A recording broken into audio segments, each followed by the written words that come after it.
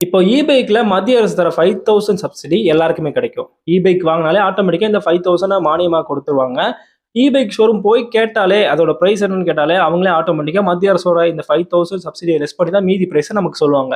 ஆனா தமிழ்நாடு அரசு தர இந்த 20,000 மானியம் எல்லாருக்குமே கிடைக்காது. அதுக்கு சில கண்டிஷன்ஸ் இருக்கு. அதாவது இந்த 20,000 சப்சிடிய யாருக்கெல்லாம் குடுக்குறாங்கன்னா, இன்டர்நெட் பேஸ் பண்ணி டெலிவரி ஒர்க் பார்த்துட்டு இருக்க, அதாவது பைக்ல டெலிவரி ஒர்க் பார்த்துட்டு இருக்க கிக் ஒர்க்கர்ஸ்க்கு குடுத்துட்டு இருக்காங்க. அதாவது டெலிவரி ஒர்க் பண்றவங்கன்னா, சில கொரியர் கம்பெனியும் வந்து சில எம்ப்ளாயீஸ் வந்து மாசத்துக்கு இதுக்குன்னே ஹையர் பண்ணி, அவங்களுக்கு மாச சம்பளம் போட்டு பைக்கும் குடுத்து டெலிவரி பண்ண வைப்பாங்க.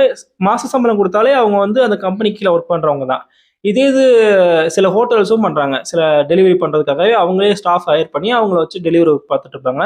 இவங்க யாருமே கிக் ஒர்க்கரா வரமாட்டாங்க. கிக் ஒர்க்கர்னா என்னன்னா, அவங்க அந்த கம்பெனிக்கு கீழ வரமாட்டாங்க. அவங்களுக்கு மாச சம்பளம் கிடையாது.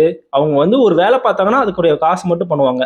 ஸோ கிட்டத்தட்ட சொல்லணும்னா ஒரு ஃப்ரீலான்சிங் டெலிவரி ஒர்க். இதுக்கு உதாரணமா சொல்லணும்னா, Swiggy, Zomato, Zeptoவ சொல்லலாம். அவங்க வந்து Swiggy, Zomato, Zeptoல வேலை பார்த்தாலும், அவங்க அந்த கம்பெனியோட ஸ்டாஃபா வரமாட்டாங்க. அந்த கம்பெனிக்காக டெலிவரி பார்க்குறவங்க. ஸோ இவங்க தான் கிக் ஒர்க்கர்ஸ்ல வருவாங்க.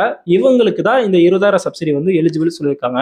இதுல ரேபிடோ வந்து வருமான்னு கேட்டா, ரேபிடோவும் கிட்டத்தட்ட கிக் ஒர்க்கிங் தான். ஏன்னா வந்து அவங்க வந்து ரேபிடோ கம்பெனி கீழ வரமாட்டாங்க. ரேபிடோ கம்பெனிக்காக தான் அவங்க ஒர்க் பண்றாங்க. பட் இதுல டெலிவரின்ற டெர்ம் அவங்க யூஸ் பண்ணியிருக்காங்க. ஸோ அதனால இவங்க இதுல எலிஜிபிளா வருவாங்களான்றத இன்னும் தெளிவுபடுத்தல. அதுவும் இல்லாம ரேபிடோ ஓட்டுறதுலயே சில சட்ட சிக்கல் இருக்கு. அது என்ன சட்ட சிக்கல்ன்றத முன்னாடி ஒரு வீடியோல சொல்லியிருப்பேன். அதுல போய் பாருங்க. இப்போதைக்கு இப்ப இருக்க நிலவரப்படி பார்த்தீங்கன்னா, Swiggy, Zomato, Zepto ஓட்டக்கூடிய நபர்கள் வந்து இந்த 20,000 பைக் மானியம் வாங்குறதுக்கு எலிஜிபிள் அப்படின்றத சொல்லியிருக்காங்க.